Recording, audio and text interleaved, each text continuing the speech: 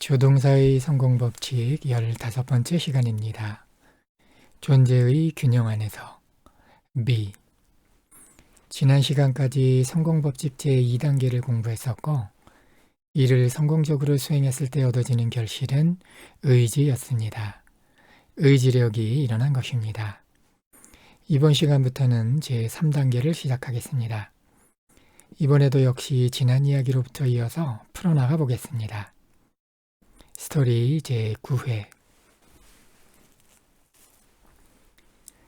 필연의 흐름을 타고 의지가 마음공간 안으로 쏟아져 나왔을 때, 그것은 학생의 마음속에 들어있던 소란스런 상념들과 감정들의 각진 파동들을 몰아내었습니다.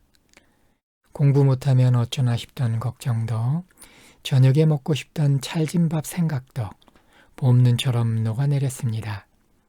의지는 학생의 마음속 공간을 깨끗이 비워주었습니다. 사라지는 소란함과 함께 시간도 사라질 무렵, 새로운 자각이 들어 깨어보니 고요가 찾아와 있었습니다. 아늑한 저녁 테이블, 엄마와 아빠의 대화소리는 여전히 따스했지만, 창문 너머 지나다니는 자동차들은 여전히 소란했지만, 고요는 변함이 없었습니다. 그것은 외부의 소란, 외부의 소음으로 건드려질 수 없는 곳에 마치 오랜 태고의 모습처럼 자리하고 있었습니다. 그것은 의식 안에 깃든 고요였고, 의식 자체의 한 모습 같았습니다. 학생은 그 고요의 중심 안에 있는 자신을 발견했습니다. 마치 텅 빈 동굴 한가운데 있는 것 같았습니다. 동굴 밖에선 비바람이 울부짖어도 동굴 안에는 안정의 느낌이 퍼져 있었습니다.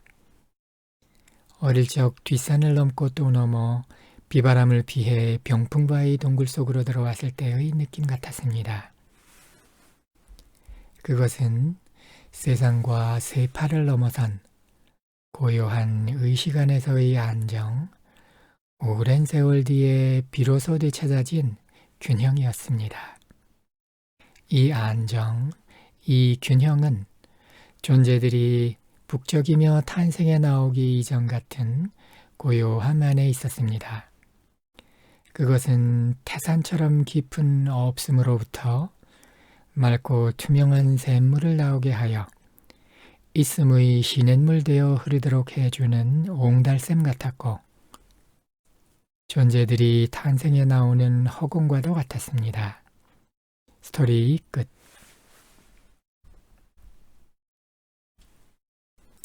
B의 기본 의미. 외적인 행동이 많이 일어나는 것을 볼 때 우리는 많은 의지력이 작용하고 있다고 느낍니다. 물론 의지력이 외적인 행동으로 이어짐은 절대적인 사실입니다. 하지만 어떤 경우에라도 의지가 행동으로 이어지기 위해서는 일단 마음의 고요함과 의식의 균형이 먼저입니다.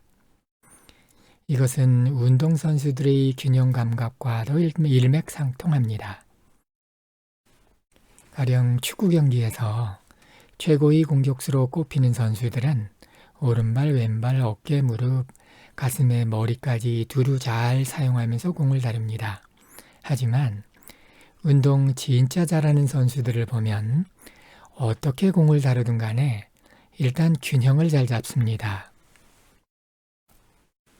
몸의 균형을 잃게 되면 아무리 뛰어난 기술이라도 시도조차 할 수 없겠죠.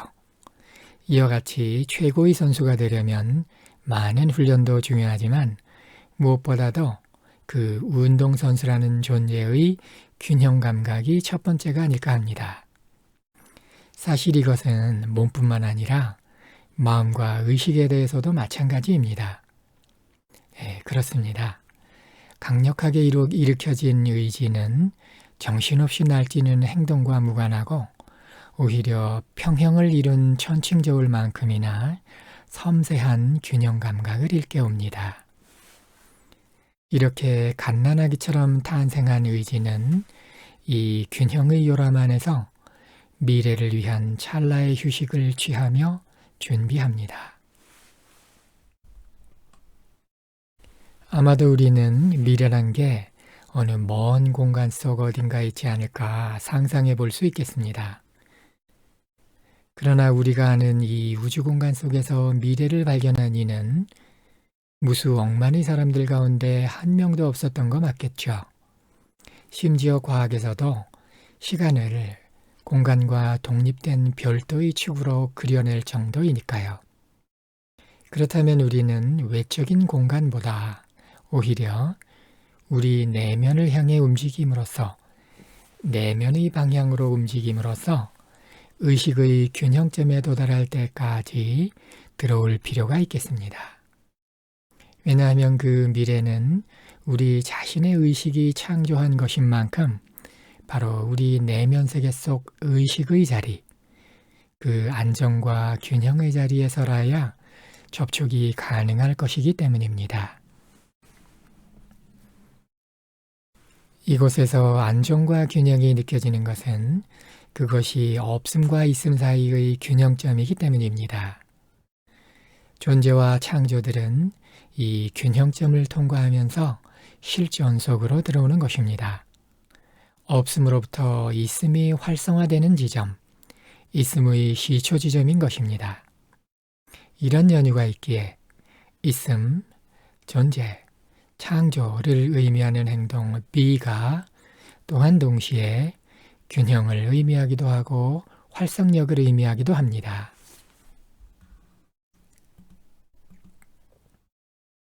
이와 관련하여 풀과 나무의 씨앗을 잠시 들여다보면 그 속에는 신은과 배젖이 들어있죠. 봄이 되어 씨앗이 싹을 트려 할 때 신은이 배젖과 만나 배아가 됩니다. 이 배아는 양극의 신은이 음극의 배젖을 만나 균형을 이룬 것인데 그래야만 싹을 틀 수 있게 됩니다. 말하자면 이 균형을 이룬 배아에게는 싹을 틔우는 힘, 싹으로 터 나오는 활성력이 들어있는 것입니다. 남성과 여성이 만나 결혼을 해야만 자식도 낳고 가족을 이룰 수 있는 것과 같은 이치인 것입니다. 이와 동일한 이치가 영어의 출발점, 즉 영어 표현나무의 씨앗에도 들어있습니다. 약 10몇 년 전에 표현나무 카페에서 영어라는 언어의 출발점으로서 표현나무의 씨앗에 관한 이야기를 시작했었죠. 그때 표현나무 씨앗 속 배아를 바 또는 비라는 이름으로 불렀었죠. 그때 이렇게 설명했었습니다. 표현나무의 씨는 아브, AB가 표현나무의 배젖 AM과 결합하니 표현나무의 배아 바 또는 B가 되더라.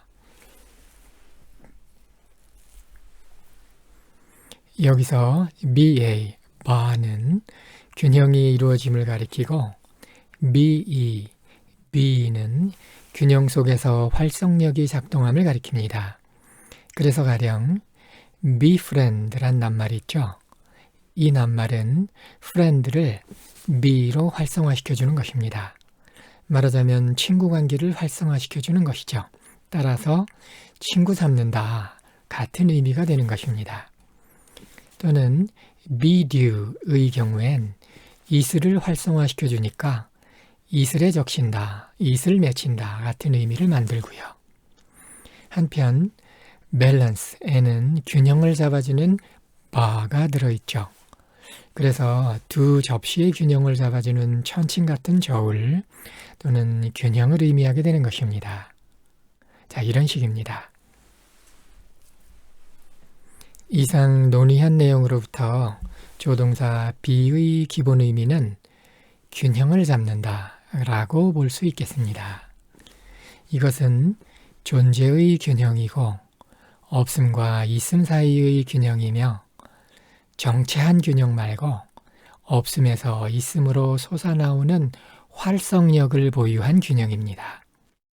세상 모든 존재들이 바로 이 균형의 자리에서 활성화되면서 탄생하기 때문입니다. be라는 소의 접두사가 활성력을 의미한다는 것은 알지만 어째서 왜 그런 의미를 가지는지는 바로 이 균형의 원리가 가르쳐주는 것입니다. 그래서 비동사가 있다 보다도 균형을 잡는 의미로 볼 때 더 자연스러운 예제들이 있습니다. Be yourself. 너 자신으로 있어라. 이렇게 너 자신으로 있어라처럼 해석하게 되면 의미가 이상하죠. 하지만 be가 존재의 균형이란 점에 착안해보면 이 표현의 올바른 의미는 존재의 균형을 잡아라. 정신줄 놓고 헤매지 말고 정도의 의미로 알아들을 수 있게 됩니다. 또는 be your age 라고 하면 나이답게 균형을 잡고 있어라. 철부지처럼 그러지 말고 나이값을 좀 하라니까 정도의 의미가 됩니다. 또 그 다음에 let it be.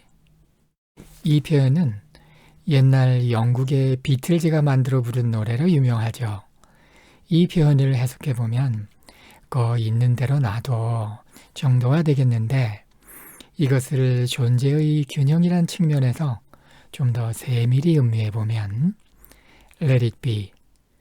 균형을 이루어 존재하는 대로 놔둬라.